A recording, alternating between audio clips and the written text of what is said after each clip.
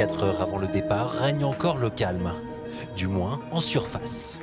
Là, tu vois, on vient de plonger juste rapidement pour nettoyer la ligne de flottaison autour de la coque pour qu'il n'y ait pas d'algues, d'impuretés, voilà, pour que la coque glisse au mieux. L'effervescence, elle arrive en même temps que les skippers.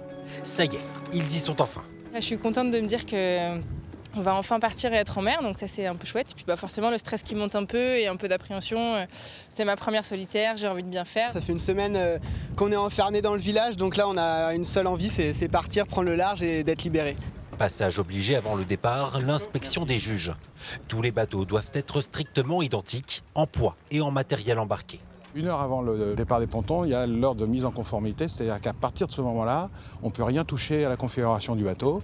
Donc on est là pour contrôler que effectivement personne n'embarque des choses ou débarque des choses pendant cette dernière heure, et on en profite pour vérifier le niveau de gasoil de tous les réservoirs.